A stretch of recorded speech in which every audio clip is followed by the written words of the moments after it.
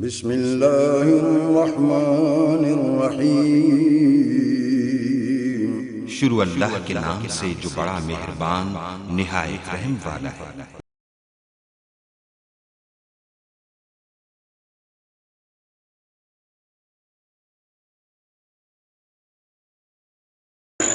رائے محبت و ولایت اہل بیت میں انجام دینے والوں کے لیے اپنے اپنے مرحومین کو یاد کرتے ہوئے سورہ فاتحہ۔ اعوذ باللہ من الشیطان الرجیم، بسم اللہ الرحمن الرحیم، الحمد للہ رب العالمین الرحمن الرحیم مالک یوم الدین، ایاک نعبد و ایاک نستعین، اهدنا الصراط المستقیم، صراط الذین انعمت علیہم غیر المغضوب علیہم ولا الضالین۔ اللهم اغفر للمؤمنین والمؤمنات والمسلمین والمسلمات الاحیاء منهم والاموات، اللهم تابع بیننا وبینهم بالخیرات انک مجیب الدعوات انک علی کل شیء قدیر۔ اللهم صل علی محمد وآل محمد۔ صلوات سارے حضرات بلند آواز سے۔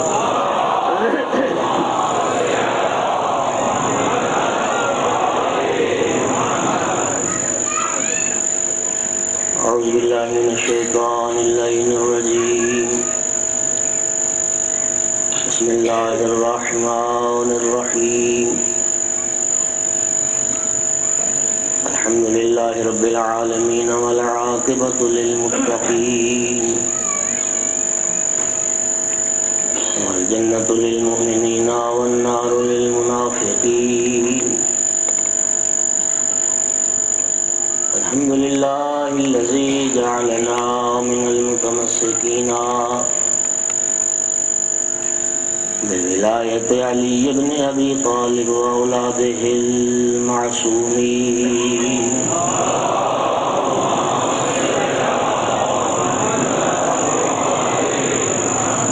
الحمد للہ الذی جعلنا من الباقین علی سید الشہداء واولادہ واصحابہ المظلومین۔ الصلاة والسلام والتحیۃ والاکرام علی رسولہ الکریم شفیع المذنبین انیس الغریبین رحمۃ للعالمین۔ اعنی العبد المؤید الرسول المصدق المحمود الأحمد المصطفى الأمجد أبا القاسم محمد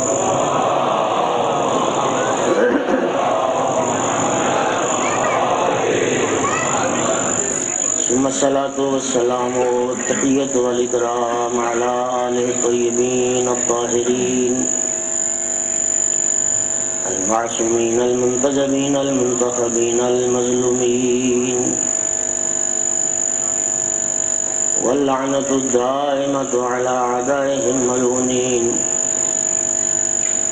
من يوم عداوتهم إلى قيام يوم الدين وبعد يوم الدين۔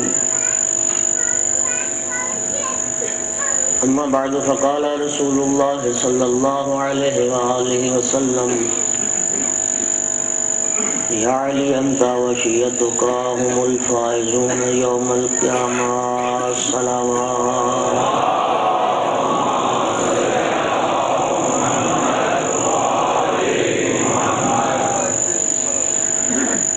سامعین محترم، حاضرین مجلس، موالیان حیدر کرار، عزاداران شہدائے کربلا، سید الانبیاء کی ایک متفق علیہ حدیث آپ کے سامنے پڑھنے کا شرف حاصل کیا ہے۔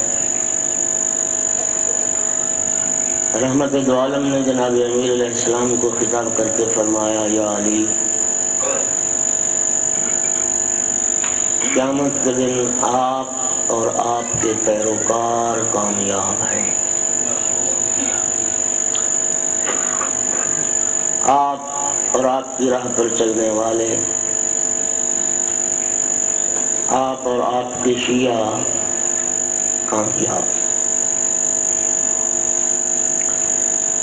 کتنی بڑی نوید ہے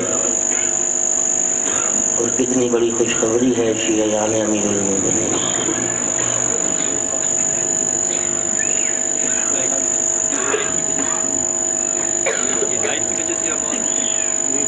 جو اللہ نے تشیع کے خلاف اس قدر نفرت پھیلائی کہ لوگوں کو لفظ شیعہ سے الرجی ہوتی، الرجک، حالانکہ یہ شیعہ وہ لفظ ہے اور وہ نام ہے جو اللہ رب العزت نے اپنے خلیل ابراہیم کے لیے پسند کیا ہے۔ قرآن مجید میں خداوند عالم نے یہ فرمایا ہے وَإِنَّ مِن شِيعَتِهِ لَإِبْرَاهِيمَ، کہ یقیناً نوح کے شیعوں میں تو جو نام اللہ رب العزت اپنے خلیل کے لیے پسند کرے وہ قابل محبت ہے، قابل نفرت نہیں۔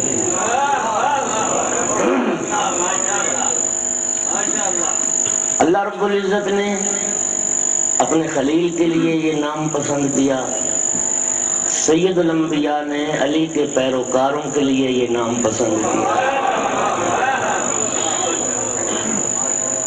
اور میرے محترم سامعین، حیات پیغمبر میں کچھ ایسے افراد تھے جو شیعہ امیر المومنین کے نام سے پہچانے جاتے۔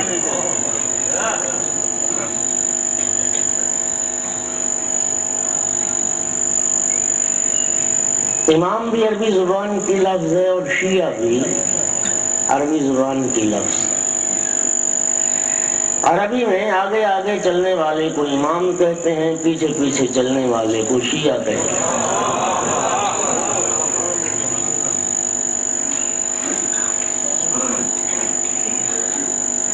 جو جس کے آگے چلے وہ اس کا امام، اور جو جس کے پیچھے چلے اس کا شیعہ۔ دنیا میں جتنے بھی انسان ہیں وہ کسی نہ کسی کے شیعہ ہیں۔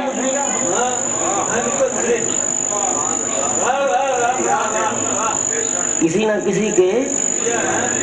کسی کی راہ پہ چل رہے ہیں، کسی نہ کسی کی فکر کو اپنایا ہوا ہے، کسی نہ کسی کے طریقے کو اور کسی نہ کسی کے عمل کو۔ دنیا میں شیعہ بھی بہت سارے اور دنیا میں امام بھی بہت سارے۔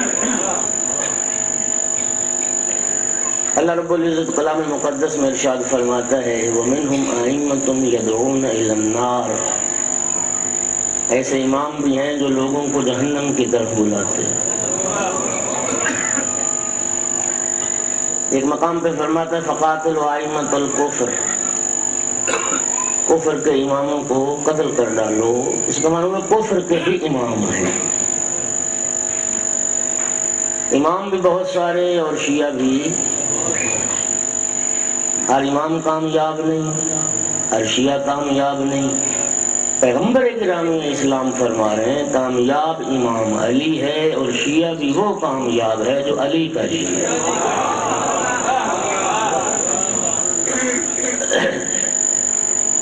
کل میں نے عرض کیا تھا کہ شیعہ امیر المومنین کی عظمت اور فضیلت پیغمبر اور آل پیغمبر کی نگاہ میں کیا ہے۔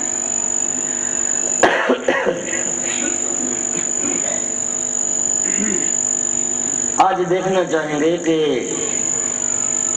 آل پیغمبر نے اپنے شیعوں کی علامات کیا بیان فرمائی ہیں اور صفات کیا بیان فرمائی ہیں۔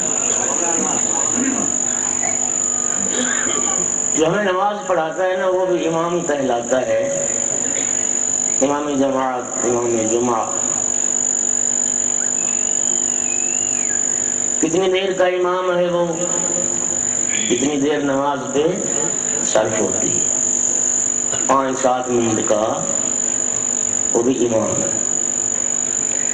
دوستو انتہائی توجہ چاہوں گا، کتنا خوبصورت ہے مذہب اہل بیت، کہ 5-7 منٹ کے لیے بھی ہر کسی کو امام نہیں بنایا جا سکتا.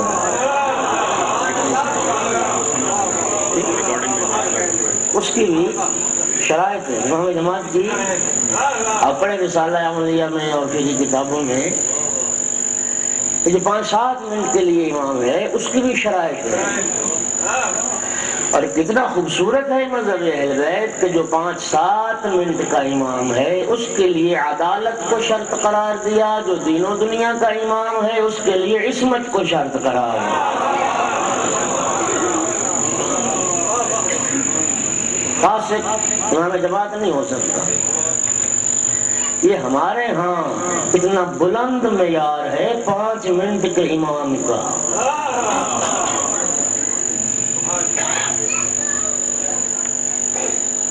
یہ جو 5 منٹ کا امام ہے نا، شریعت اس کی مخالفت کو حرام کہتی ہے. توجہ فرمائی. آپ امام جماعت کی ابتدا میں نماز پڑھ رہے ہیں، امام نے ابھی تکبیرۃ الاحرام نہ کہی ہو، آپ امام سے پہلے کہہ لیں، ہو جائے گی آپ کی نماز ابتدا میں. امام رکوع میں نہیں گیا آپ پہلے رکوع میں، امام سجدے میں نہیں گیا آپ پہلے سجدے میں. ہر عمل ہر فعل امام سے پہلے کرتے جائیں، نماز باطل ابتدا میں نہیں ہے. اور امام سے بہت پیچھے رہ جاؤ، امام سجدے میں پہنچ گیا، قیام میں کھڑے رہ گئے، تب بھی نماز. غور کرنا میرے محترم سامعین، شریعت نے جسے 5-7 منٹ کا امام قرار دیا اس کی مخالفت سے عمل ہو جائے باطل. جو دین و دنیا کا امام ہے اس کی مخالفت کر کے جنت کیسے ملے گی؟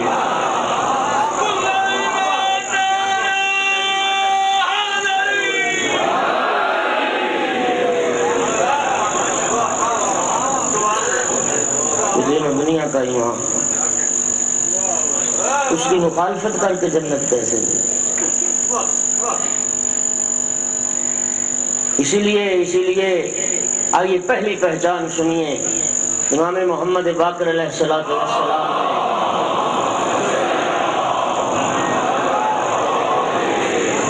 اپنے شیعہ کا تعارف کروایا. انما شیعتنا من شیعنا واقتدى بآثارنا واتبع اعمالنا. میرے آقا نے فرمایا ہمارا شیعہ وہ ہوتا ہے جو ہماری راہ پر چلے. ہمارا شیعہ وہ ہے جو ہمارے آثار کی، ہمارے نشان قدم کی اقتداء کرے اور ہمارے اعمال کی اتباع کرے، وہ ہمارا شیعہ. امام کا عمل اور ہو اور ماننے والے کا عمل اور ہو، جس کا عمل ہے نا شیعہ اسی کا ہے.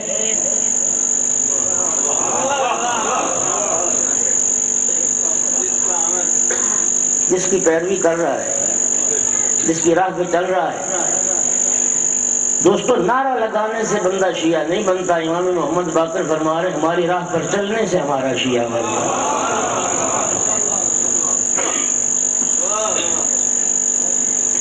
اور اگلی بات بھی یاد رکھیے، میرے آقا نے فرمایا لا تنال ولایتنا الا بالعمل الصالح. ہماری محبت اور ولایت وہ عمل صالح، وہ تقوی اور پرہیزگاری کے بغیر مل ہی نہیں سکتی.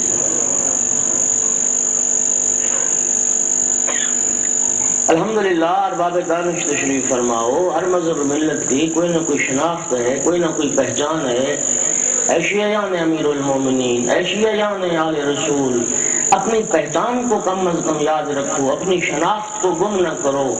اپنی پہچان جو آل رسول نے بیان کی اس پہچان کو گم نہ کرو. اس تمہاری شناخت دنیا کو معلوم ہو. میرے آقا امام جعفر صادق علیہ الصلوۃ والسلام نے فرمایا تھا، سننا میرے آقا کا جملہ، میرے آقا نے فرمایا تھا تم لوگ ہماری طرف منسوب ہو، دنیا نے ہمارے کردار کو نہیں دیکھا، دنیا نے ہمیں نہیں دیکھا، ایک زمانہ آئے گا لوگ تمہیں دیکھیں گے، ہمارے متعلق رائے قائم کریں گے۔ میرے آقا نے فرمایا اپنا کردار اتنا عظیم رکھنا، جب کوئی ہمارا مخالف تمہیں دیکھے تو یہ پکار اٹھے رحم اللہ جعفر ابن محمد، اللہ جعفر صادق پر رحمتیں نازل کرے، اس نے اپنے ماننے والوں کی کیسی تربیت فرمائی۔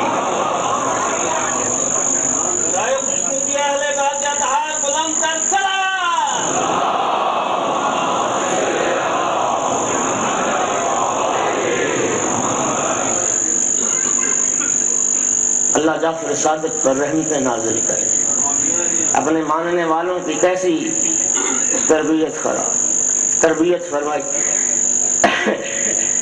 یہ انتظامیہ بیٹھی ہے، میسج یہ آیا ہے کہ سپیکر خراب ہے اور اس کو صحیح کریں۔ مجھے نہیں پتا کہ کون سا، ہاں تو اس کو پلیز صحیح کریں۔ ایک صلوات پڑھ دیجیے محمد والے محمد۔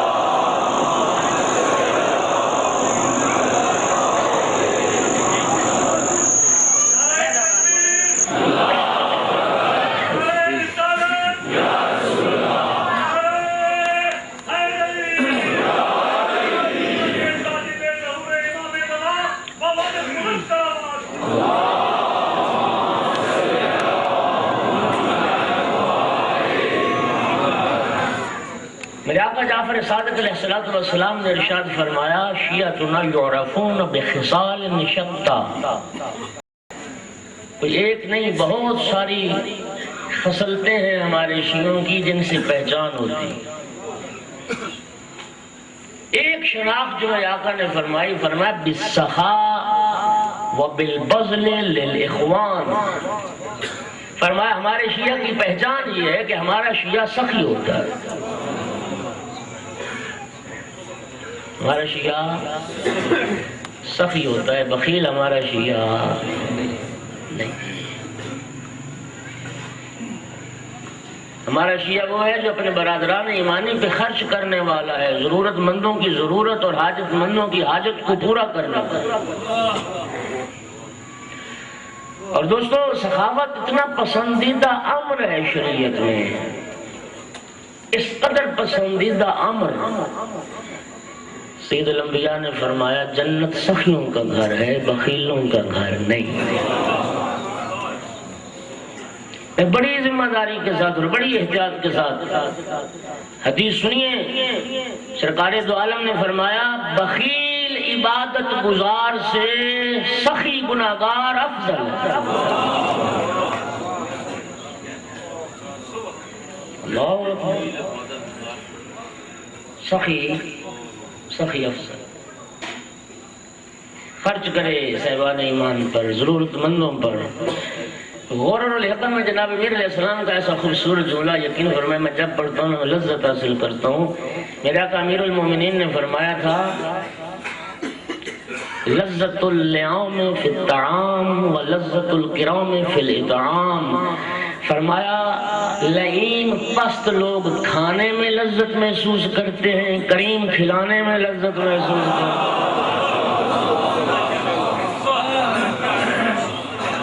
جی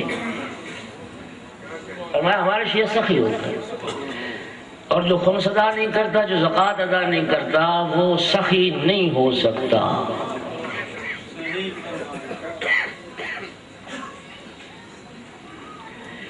امام صادق علیہ السلام نے جو اگلی پہچان بتائی فرمایا امتحنوا شیعتنا عند الثلاث، میرے آقا نے فرمایا 3 مواقع پر ہمارے شیعوں کا امتحان لو،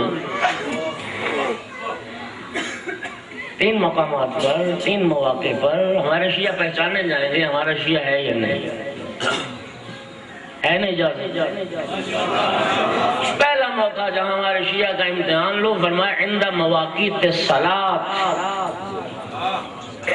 کیف محافظتهم علیہا، جب نماز کا وقت آئے، آیا وقت نماز میں نماز کی پابندی کرتا ہے، اٹھ کے جاتا ہے مصلی عبادت کی طرف یا نہیں، جو جا رہا ہے وہ ہمارا شیعہ۔ جی وہ ہمارا شیعہ. امام محمد باقر علیہ السلام نے بھی ارشاد فرمایا انما شیعۃ علی ابن ابی طالب کثیرۃ صلاتهم و کثیرۃ تلاوتهم القرآن. علی کا شیعہ نماز بھی کثرت سے پڑھتا ہے، قرآن بھی کثرت سے پڑھتا ہے.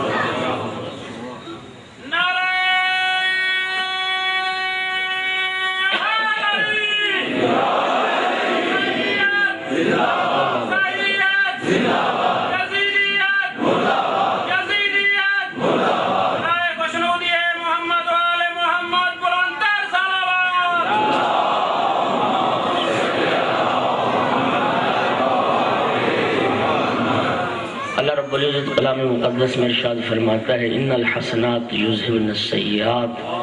کچھ نیکیاں ایسی ہیں جو گناہوں کو مٹا دیتی ہیں، جو کفارہ گناہ بن جاتی ہیں. اس آیت کی تفسیر میں معصوم نے ارشاد فرمایا ایک نماز سے دوسری نماز تک اگر اس عرصے میں کوئی گناہ سرزد ہو جائے، دوسری نماز اس گناہ کا کفارہ بن جائے. اور شب معراج سرکار دو عالم جب معراج پہ تشریف لے گئے، عرش پہ پہنچے تو اللہ رب العزت نے یہ جو سردار 4 فرشتے ہیں جبرائیل، میکائیل، اسرافیل، عزرائیل، اللہ رب العزت نے فرمایا اے ملائکہ میں نے جب سے تمہیں خلق کیا ہے تم سے ایک ایک سوال کیا ہے اور تم آج تک جواب نہیں دے سکے. میرا حبیب آ گئے عرش پر، ان سوالات کے جواب میرے حبیب سے پوچھو. اسرافیل نے جو سوال کیا وہ یہ تھا یا رسول اللہ کون سے اعمال ہیں جن سے بندگان خدا کا گناہوں کا کفارہ ہو سکتا ہے، کون سا عمل ہے جس سے گناہ معاف ہوتے ہیں؟ سرکار نے فرمایا تھا 3 کاموں سے گناہ معاف ہوتے ہیں اور 3 کام ہیں جو گناہوں کا کفارہ بنتے ہیں. پہلا میرے آقا نے فرمایا انتظار الصلاۃ بعد الصلاۃ. ایک نماز پڑھ لی، فجر کی ادا کر بیٹھا، اب انتظار کر رہا ہے کب ظہر کا وقت ہوگا اور میں پھر دوبارہ اللہ کی بارگاہ میں آؤں. زہر کی پڑھ بیٹھا ہے، اب انتظار کر رہا ہے ظہرین کے بعد کب مغرب کا وقت ہوگا اور میں پھر اللہ کی بارگاہ میں حاضر ہوں گا. فرمایا یہ انتظار نماز گناہوں کا کفارہ. ایک صلوات پڑھیے محمد و آل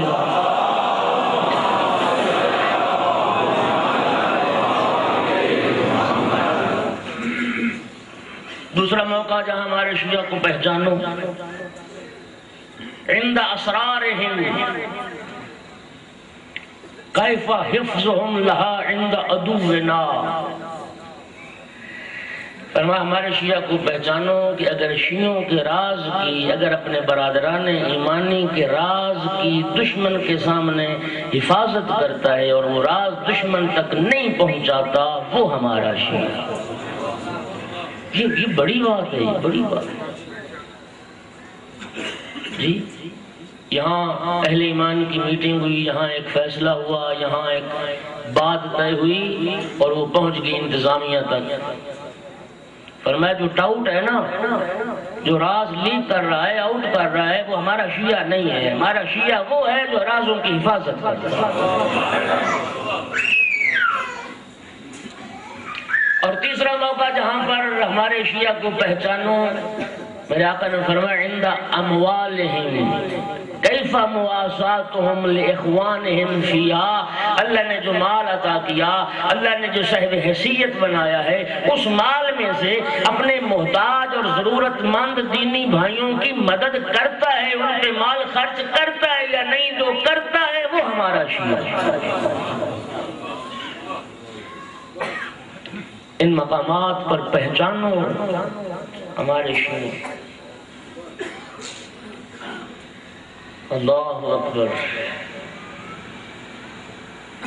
جن کے رتبے ہیں سوا ان کی سوا مشکل. امام صادق علیہ السلام نے ایک اور حدیث میں ارشاد فرمایا انما شیعۃ علی ابن ابی طالب من عف بطنہ وفرجہ. میرے آقا نے فرمایا ہمارے شیعہ کی پہچان یہ ہے کہ وہ رزق حلال کھاتا ہے، لقمہ حرام اپنے شکم میں داخل نہیں کرتا. مشکل آ گئی منزل. دنیا اور محبت دنیا اس قدر غالب ہے کہ حلال حرام کی پرواہ کیے بغیر انسان دنیا سمیٹنے میں لگا ہوا، کتنا جینا چاہتا ہے اس دنیا میں، کتنی دولت چاہیے اس کو، اپنے شکم کی بھی حرام سے حفاظت کرتا ہے، اپنی شرمگاہ کی بھی حرام سے حفاظت کرتا ہے، وہ علی کا شیعہ۔ معاف کرے خدا بند عالم ہم سب کو۔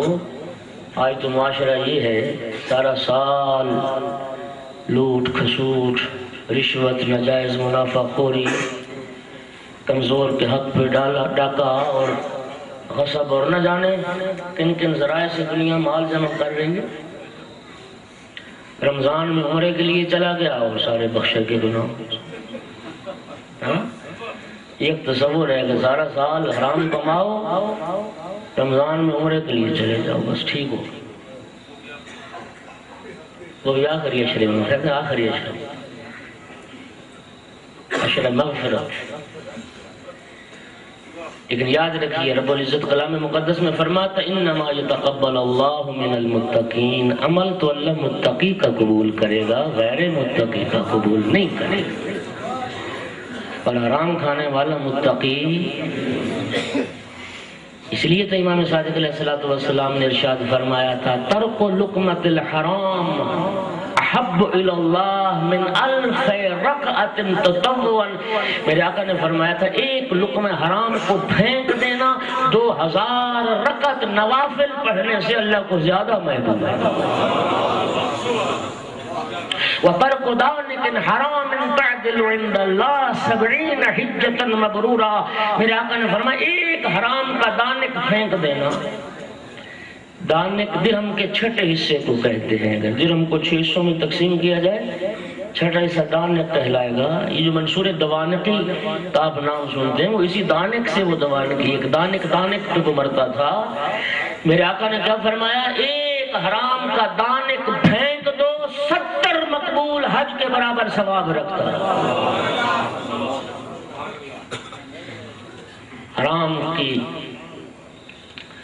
حرام سے حفاظت کرو اپنے شکم۔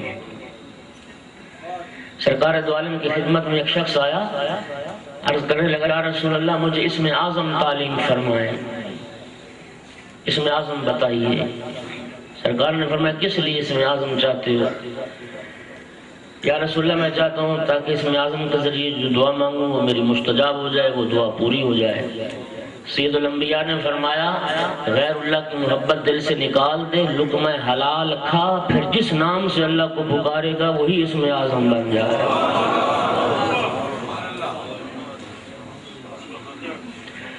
ایک لقمہ حرام کا اثر یہ کلام معصوم اثر نہیں کرتا، اس پہ 40 دن دعا قبول نہیں ہوتی۔ روایات سرکار سید الشہداء نے روز عاشور 3 خطبات ارشاد فرمائے، اتمام حجت کیا بار بار، اور میرے آقا نے یہ خطبے میں ارشاد فرمایا تھا لشکر یزید میں جانتا ہوں میری باتیں تم پہ اثر انداز نہیں ہوں گی، اور اس کا سبب یہ ہے کہ تمہارے شکم حرام سے بھرے ہوئے ہیں، اگر تم لقمہ حلال کھاتے ہوتے تو میرا کلام تم پہ یقیناً اثر کرتا۔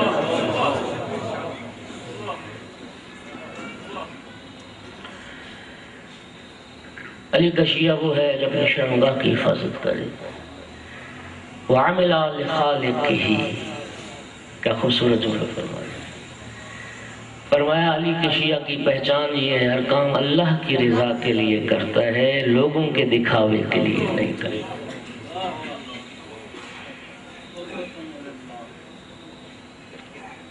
از علی بھی اموز اخلاص عمل، علی سے سیکھو اللہ کے لیے کام کیسے ہوتے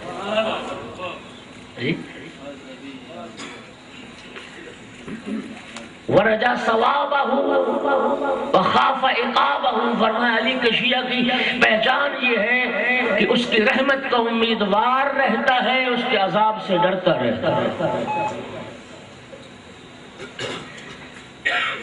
امام علیہ السلام نے فرمایا تھا الدین نصفان، دین کے 2 حصے، نصف خوف و نصف رجا۔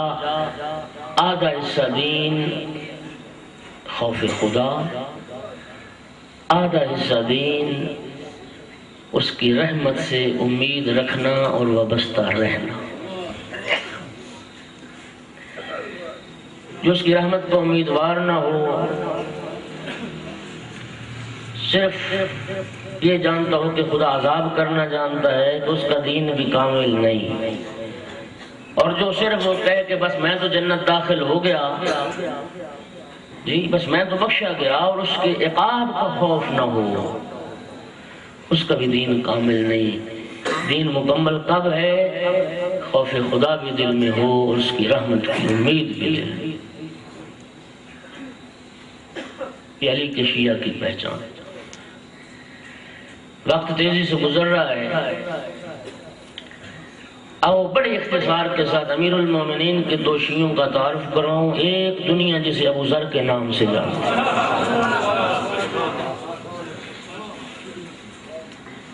وہ عظیم شیعہ علی،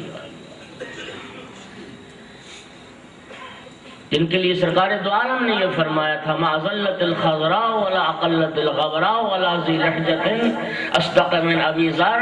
آسمان نے کسی شخص پر سایہ نہیں کیا، زمین نے کسی شخص کے بوجھ کو نہیں اٹھایا جو ابو ذر سے بڑھ کے سچا ہو۔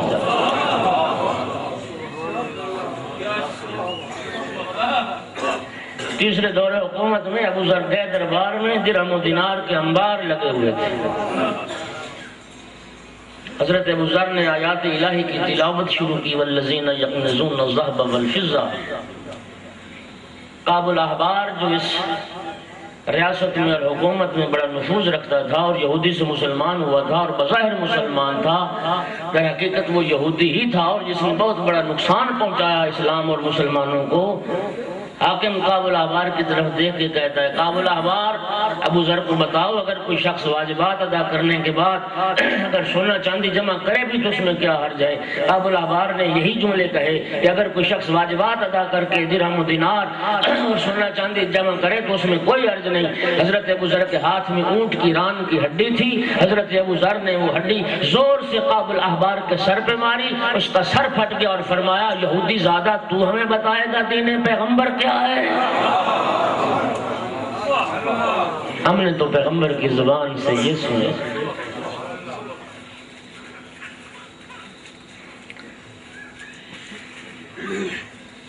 کسی نے جلا وطن کر دیا، جانتے ہیں حضرت ابو ذر کو نکال دیا مدینے سے، مدینے میں نہیں رہ سکتا، اعتراض کرتا ہے، کلمہ حق برداشت نہیں ہوا لوگوں سے، اور جب شام بھیج دیا، حاکم شام نے سبز پتھر کا محل بنوایا۔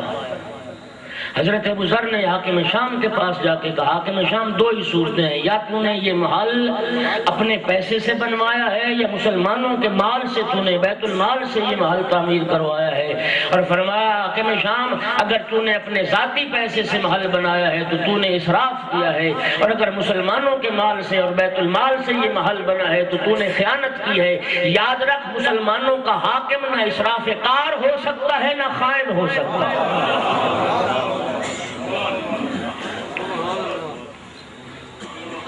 جی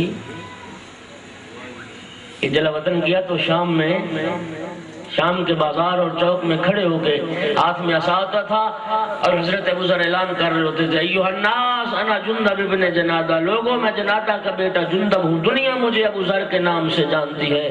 میں نے انی سمعت رسول اللہ، میں نے پیغمبر کی زبان مبارک سے یہ سنا تھا، علی خیر البشر فمن ابا فقد کفر، علی کائنات کا سب سے افضل انسان ہے، جو علی کی افضلیت کا منکر ہے وہ کافر ہے۔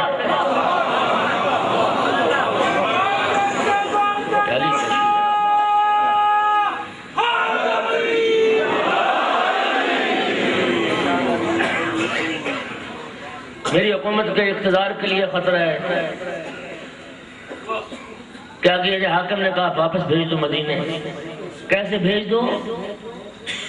ننگے اونٹ پہ سوار کر کے۔ خدا جانتا ہے صحابی رسول کو جب مدینے ایسی کیفیت اور حالت میں لایا گیا، رانیں زخمی ہو چکی تھیں، ٹانگوں سے خون بہ رہا تھا، پھر وہی کلمہ حق کہتے، اور کسی نے کہا حاکم سے،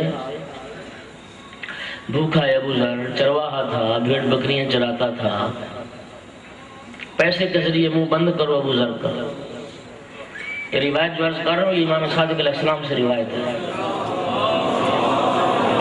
کی تاریکی میں حاکم نے غلام کو بھیجا 200 دینار دے کے 200 اشرفی دے کے جاؤ ابو ذر کو دو. دق الباب کیا، رات کی تاریکی میں ابو ذر دروازے پہ آئے. کون ہے، کیا ہے؟ کہا یہ حاکم نے آپ کے لیے دینار بھیجے. ارے ابو ذر فرمانے لگے سبحان اللہ، مسلمانوں کا بیت المال اتنا امیر ہو گیا کہ ہر مسلمان کو 200 دینار بھجوائے جا رہے ہیں. کہنے لگے ہر مسلمان کے لیے نہیں ہے، صرف تمہارے لیے. ابو ذر نے فرمایا جس بیت المال سے کسی دوسرے مسلمان کو حق نہ ملے میں بھی اس سے لینے کے لیے تیار ہوں. غلام نے پینترا بدلا، کہنے لگا ابو ذر میری خاطر یہ دینار قبول کر لو. اگر تم مجھ سے یہ دینار قبول کر لو نا تو میرا آقا اور مالک مجھے آزاد کر دے گا. میری آزادی کی خاطر یہ دینار قبول کر لو. فرمایا یہ کیسے ممکن ہے تجھے آزادی دلوا کے خود غلام بن جاؤں؟ خود غلامی. اب جملہ جو کہنے لگا اس پہ توجہ کرنا. چھٹے امام فرماتے ہیں جس رات ابو ذر نے 200 دینار واپس کیا اس رات ابو ذر بھی بھوکا سویا تھا، ابو ذر کے بیوی بچے بھی بھوکے سوئے. یہ ہے میرا شیخ، یہ ہے. آؤ امیر المومنین کے ایک دوسرے شیعہ کا تعارف کرواؤں. کون؟ دنیا جسے مالک اشتر کے نام سے جانا. اللہ اکبر. جناب مالک کی عظمت کے لیے جناب امیر المومنین کا یہ جملہ کافی ہے. مالک کی شہادت کے بعد مالک کو یاد کر کر کے رویا کرتے تھے اور فرماتے تھے رحم اللہ مالکا لقد کان لی کما کنت لرسول اللہ. علی مولا فرماتے تھے اللہ مالک پر اپنی رحمتیں نازل کرے. مالک اشتر کا میرے نزدیک وہی مقام تھا جو میرا رسول اللہ کے نزدیک مقام.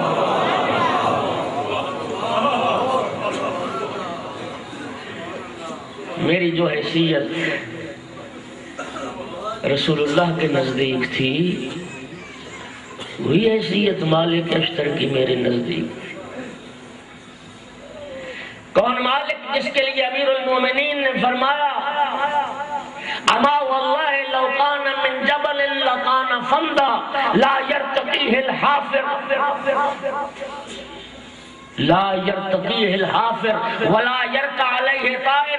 اگر مالک اشتر دنیا کے کسی پہاڑ کا نام ہوتا تو بلند ترین پہاڑ ہوتا. نہ کوئی گھوڑا وہاں تک تیز رفتار گھوڑا وہاں تک پہنچ سکتا تھا، نہ کوئی پرندہ وہاں تک پر مار سکتا. ولو کان من حجر لکان صلدا. اور اگر مالک دنیا کے کسی پتھر کا نام ہوتا تو دنیا کی سخت ترین چٹان ہوتا.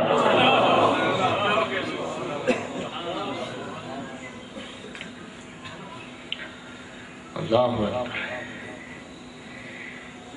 دوستو حقیقت یہی ہے. یہ تو کوئی نہ لطف ہوا نا یا علی ہم تیرے ہیں. لطف اور کمال یہ علی کہہ دے یہ میرا ہے.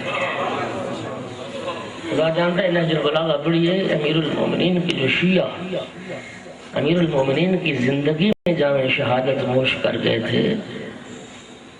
خطبہ نہج البلاغہ میں امیر المومنین انہیں یاد کر کے رویا کرتے تھے اور اس طرح بلند آواز سے گریا کرتے تھے اس طرح بوڑھی ماں جوان بیٹے کے غم میں روتی. این اخوانی فی الدین مضوا علی الحق. کہاں گئے وہ میرے دین کے بھائی؟ رو کے فرماتے تھے اینا اینا عمار کہاں چلے گئے؟ اینا اینا حسن ابن تیہان کہاں چلے گئے؟ اینا اینا ذو شہادتین کہاں چلے گئے؟ علی روتے تھے. اور مالک اشتر وہ شیعہ امیر المومنین کا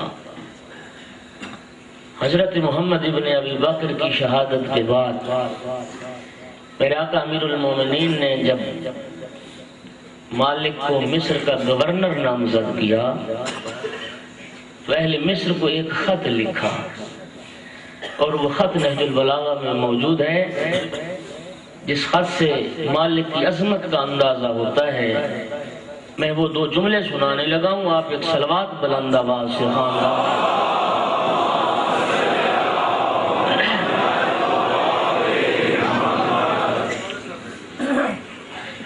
میرے آقا نے اہل مصر کو لکھا، اما بعد انی بعثت الیکم عبدا من عباد اللہ،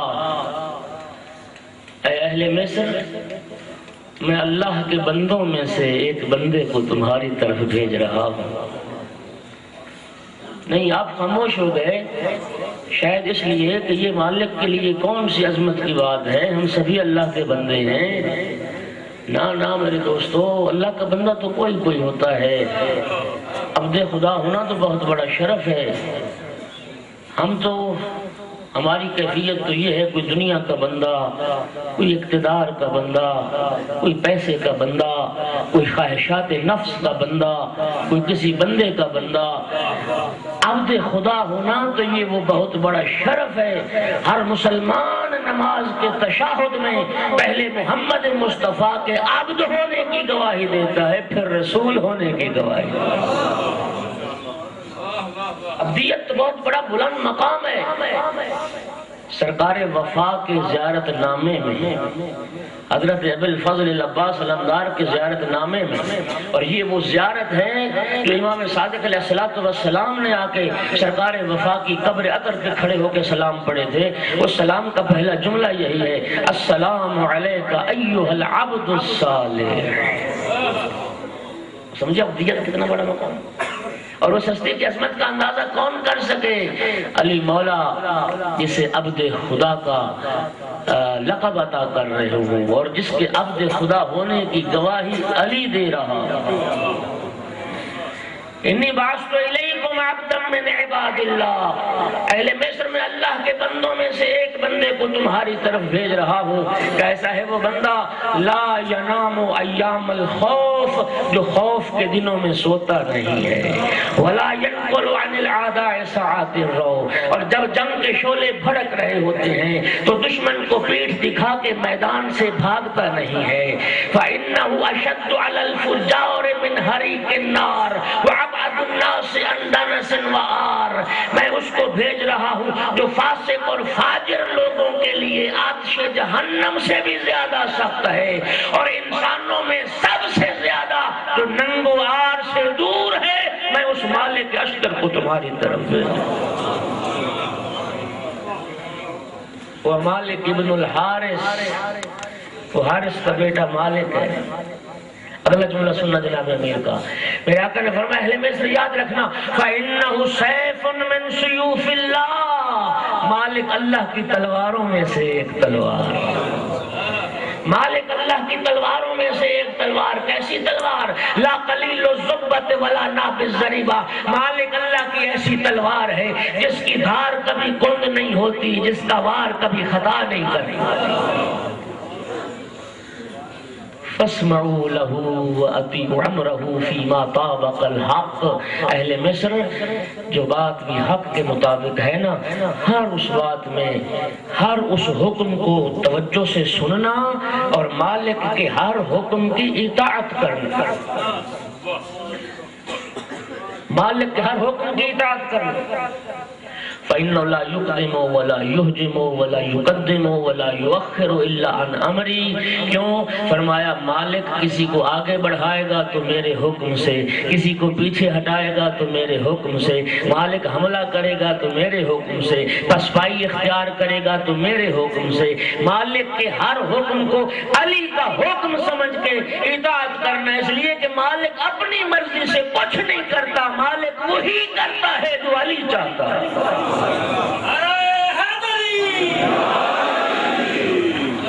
اور یہ شیعت،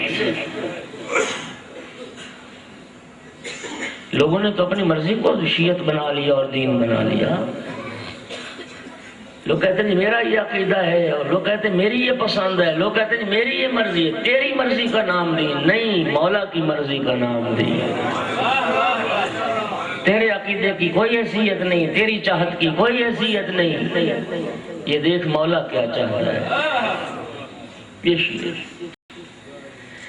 مالک نہ پہنچ سکے مصر، جا رہے تھے، راستے میں حاکم شام کی سازشوں کا شکار ہو گئے۔ گرمی کا موسم تھا، دوپہر کا وقت تھا، ایک منزل پہ قیام کیا جس کو حاکم شام نے، جس کی زمینوں پہ ٹیکس معاف کرنے کا وعدہ کیا تھا کہ اگر تو مالک کو زہر پلا دے تو اس سے کبھی کوئی خراج، کوئی ٹیکس وصول نہیں کیا جائے۔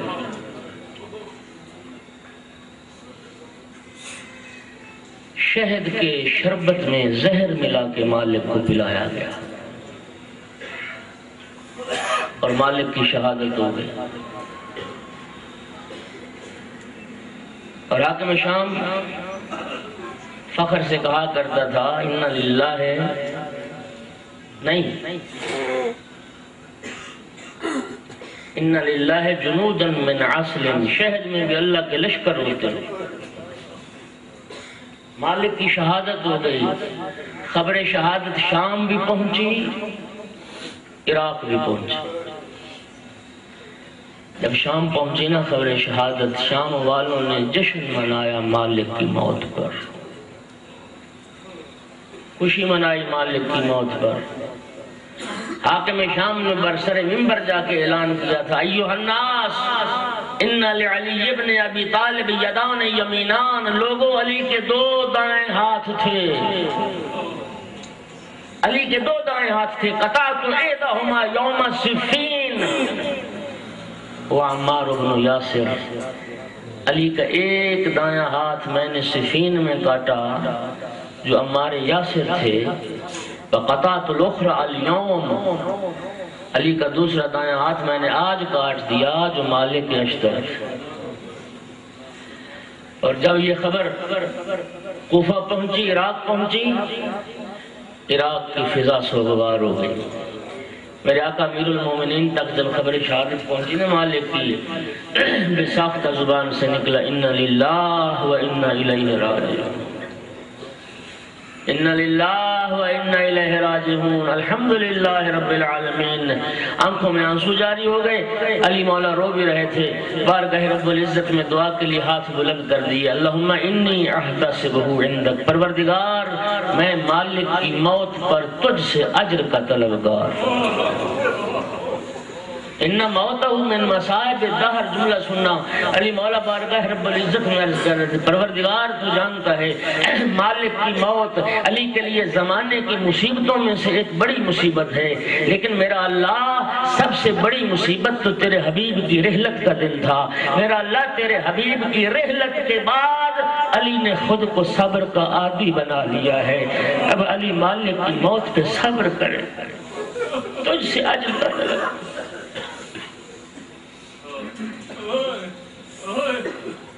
یہ تھے وہ علی کے شیعہ، اور پھر یاد کر کے رویا کرتے تھے امیر المومنین، فرمایا کرتے للہ در مالک وما ادراک ما المالک،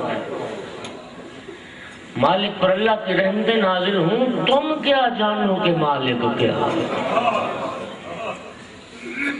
فَلْيَبْكِ الْبَوَاقِي عَلَى مِثْلِ مَالِكَ، رونے والیوں کو چاہیے کہ وہ مالک پر روئیں اور مالک جیسوں پر روئیں۔ اور پھر رو کے فرماتے تھے ایک جملہ، هل موجود ان کا مالک، کوئی ہے اب دنیا میں مالک جیسا؟ لا ارا مثلہ بعدہ، رو کے کہتے تھے مالک کے بعد مجھے کوئی مالک جیسا نظر نہیں آتا۔ حل موجود ان کا مالک، کوئی ہے دنیا میں مالک جیسا؟ حل مرجو ان کا مالک، کیا امید کی جا سکتی ہے کوئی مالک جیسا ہوگا؟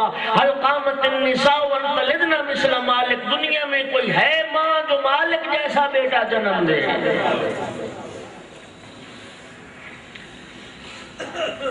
یہ تھے وہ امیر المومنین کے شیعہ۔ خداوند عالم ہمیں حضرت امیر المومنین کے شیعوں میں سے قرار دے اور امیر المومنین کے شیعہ بننے کی ہمیں توفیق عطا فرمائے۔ 8 ذی الحج کو جب حجاج مینا کی طرف جا رہے تھے، فرزند رسول مکہ چھوڑ کے کربلا کی طرف جا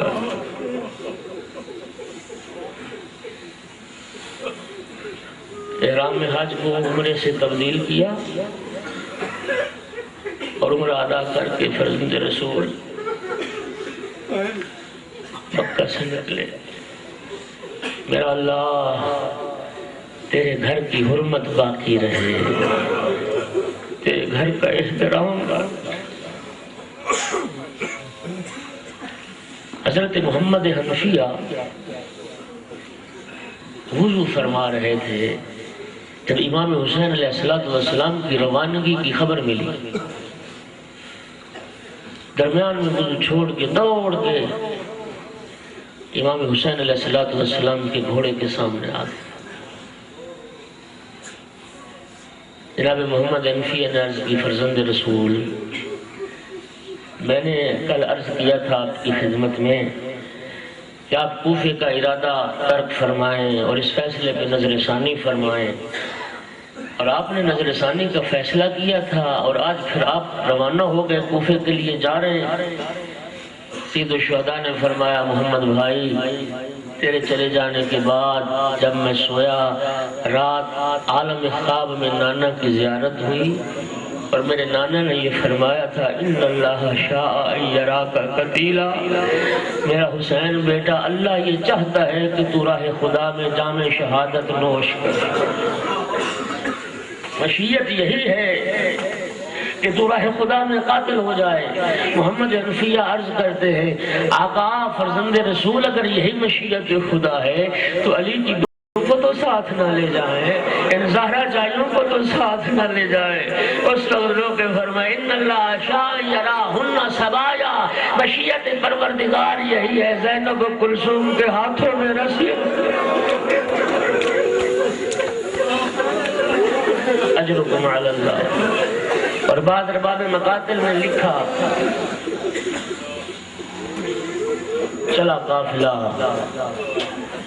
مکہ سے نکلے، منزلیں طے کرتے کرتے آپ نے سفر کیے، آپ کو اندازہ ہے سفر میں کوئی مسافر مسرور اور شادمان اور خوش نہیں ہوتا۔ وطن کا خیال، پسماندگان کا خیال، عزیز و قارب کا خیال، سفر کی شوقیں، منزلیں طے ہوتی آئیں، اور جب فرزند رسول پہنچے نا منزل سالبیہ پر، کوفے سے آنے والا ایک شخص امام علیہ السلام سے نہیں ملا، عمدن امام سے وہ دور ہو گیا، لیکن امام کے قافلے میں قبیلہ بنی اسد کے 2 افراد تھے، انہوں نے تیز گھوڑے دوڑائے اور اس شخص کے پاس گئے، تعارف ہوا، پتہ چلا کہ وہ بھی قبیلہ بنی اسد کا ہے، یہ 2 افراد بھی قبیلہ بنی اسد کے تھے۔ کہا کوفے سے آ رہے ہو، کوفے کی کوئی اہم خبر؟ کہا ہاں میرے پاس ایک بڑی اہم خبر ہے۔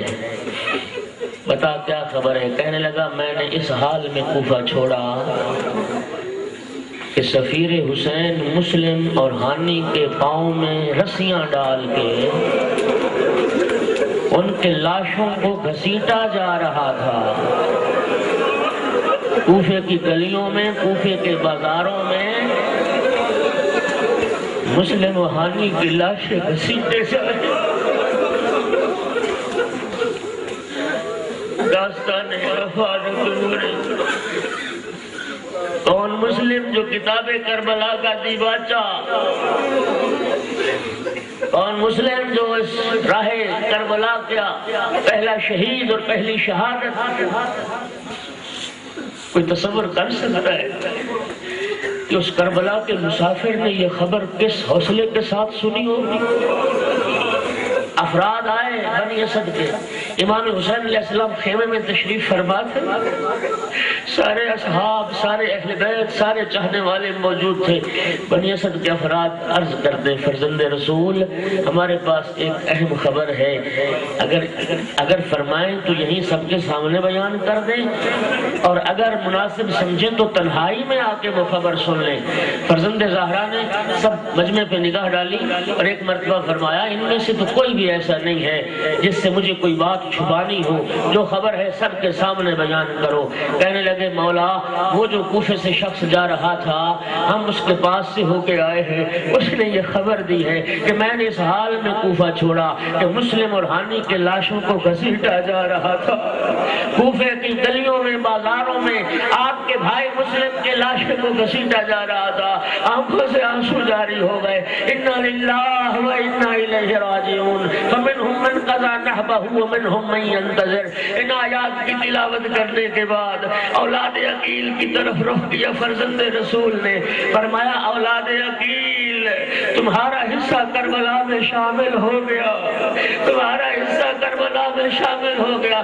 اولاد عقیل اب تم جانا چاہو تو واپس جا سکتے ہو۔ اولاد عقیل نے عرض کی مولا یہ کیسے ممکن ہے، ہم آپ کو چھوڑ کے چلے جائیں، اگر لے سکے تو بھائی مسلم کا انتقام لیں گے، اور اگر انتقام نہ لے سکے ہم بھی اسی راہ پہ چلتے ہوئے اپنی جانیں قربان کر دیں گے جس راہ پہ چلتے ہوئے ہماری بھائی مسلم نے اپنی جان قربان۔ اجرکم علی اللہ، اجرکم علی اللہ، کوئی غم نہ دیکھو سوائے غم عالی۔ بطول راضی ہو آپ سے۔ عزادارو فرزند رسول اٹھے، اس خیمے میں تشریف لائے، اس خیمے میں بہن زینب موجود۔ میرے آقا نے فرمایا بہن زینب ہمارے قافلے میں بھائی مسلم کی بیٹی عاتقہ سفر کر رہی ہے، میری بہن بھائی مسلم کی بچی کو تو لاؤ۔ 7 سال کا سن لکھا، بچی آئی جناب مسلم کی، امام حسین علیہ السلام نے سر پہ شفقت کا ہاتھ پھیرنا شروع، سر کے پیشانی کے بوسے لینے شروع کی، محبت کا اظہار شروع کیا، اور فرمایا بہن ہم نے فلاں منزل سے گوشوارے خریدے تھے تو گوشوارے لاؤ۔ یہ بھی گوشوارے لائے۔ امام حسین علیہ السلام نے مسلم کی بیٹی کو گوشوارے پہنانے شروع کیے۔ بڑی سمجھدار بچی، بڑی ہوشیار بچی، عرض کرتی مامو جان آپ محبت اور شفقت تو ہمیشہ فرماتے ہیں، لیکن آج آپ کی محبت کا انداز نرالا ہے، مامو جان میرے بابا کو خیریت تو ہے؟ ایسی محبت اور شفقت تو یتیموں سے کی جائے۔ اجرکم علی اللہ، اجرکم مظلوم کی آنکھوں سے آنسو جاری ہو گئے۔ میرے آقا نے فرمایا آج کا بیٹی آج کے بعد مجھے باپ سمجھنا، تیرا بابا عالم غربت میں، تیرا بابا کوفے میں مارا گیا، عزاداروں رسول زادیوں کے خیموں میں وہاں مسلمہ کی صدائیں بلند ہوئی، مسلم کا نوحہ پڑھا گیا۔ عزاداروں سنو گے دولا، یہ سارا منظر 3.5-4 سال کی سکینہ دور کھڑی دیکھ رہی ہے، اور سکینہ یہ سوچ رہی ہے عالم غربت میں جو یتیم ہو جائے اس کے کانوں میں گوشوارے پہنائے جاتے ہیں، عالم غربت میں جو یتیم ہو جائے اس کے سر پہ شفقت کا ہاتھ پھیرا جاتا ہے، عالم غربت میں یتیم ہو جائے اس کے ساتھ محبت و شفقت کی جاتی ہے۔ میں کہوں گا ہائے قسمت جناب سکینہ کی، ہائے قسمت جناب سکینہ کی، بابا کی شہادت کے بعد کون تھا سکینہ کو گوشوارے پہنانے والا؟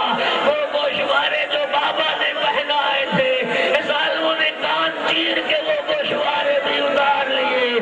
کون تھا سر پہ شفقت کا ہاتھ پھیرنے والا؟ شمر کے تماچے، یتیم کے رخسار، اور بی بی رو کے یہ جملہ کہتی تھی مسلمانوں یہ کہاں کا دستور ہے، بابا بھی میرا مارا جائے تماچے بھی مجھے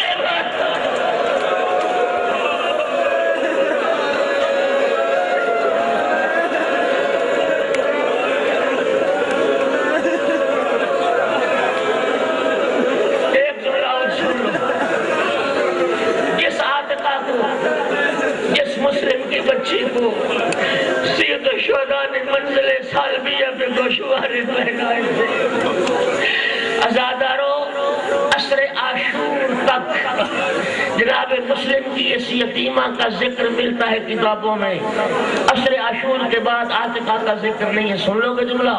سادات مومنین مجھے معاف کر دینا، جملہ بڑا سخت ہے. فرزند زہرا کا سر کٹ کے نوکے نیزہ پہ سوار ہوا، میدان کربلا میں ایک آواز گونجی، لوٹو تبرکات علی عزادارو. رسول زادیوں کے خیموں میں جو لوٹ مچی، ظالم گھوڑوں پہ سوار جو لوٹنے آئے، اس شدت سے لوٹا لوٹنے والوں نے کہ بچوں کے ہاتھ ماں کے دامن سے چھوٹ گئے تھے جس طرح تسبیح کے دانے بکھر جاتے ہیں. سادات کے بچے کربلا میں بکھر گئے، عزاداروں خیمے جل گئے، خیمے لٹ گئے.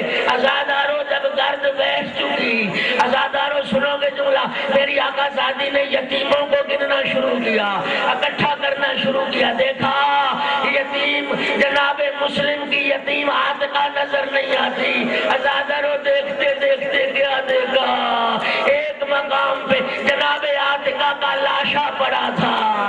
عزاداروں جو غور سے دیکھا، عاتقہ کے سینے پہ سموں کے نشان تھے، لوٹنے والوں کے اور سموں تلے، گھوڑوں کے سموں تلے کچلا گیا لاشا مسلم کی.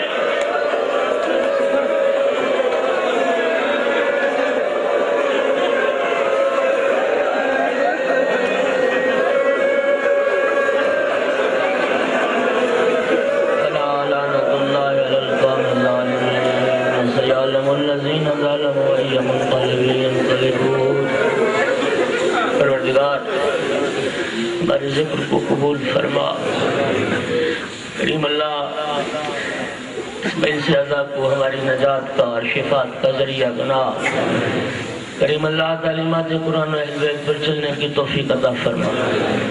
امیر المؤمنین کا حقیقی شیعہ بننے کی توفیق عطا فرما. اے کریم اللہ تمام عزاداران کی مال جان عزت آبرو ناموس کی حفاظت فرما. کریم اللہ تمام شیعان امیر المؤمنین کی حفاظت فرما. ہم سب کو موت سے پہلے کربلا والوں کی زیارت نصیب فرما. بعد از موت کربلا والوں کی شفاعت نصیب فرما. امام یاسر کے ظہور میں تاجیل فرما. معرفت رسا صاحب الامر کی زیارت نصیب فرما. حضرت ولی یاسر کے حامیان و ناصران و منتظران سے ہمارا شمار فرما. تمام ملتمسین کی دعائیں مستجاب فرما. ربنا تقبل منا انک انت السمیع العلیم. اللہم صلی علی محمد.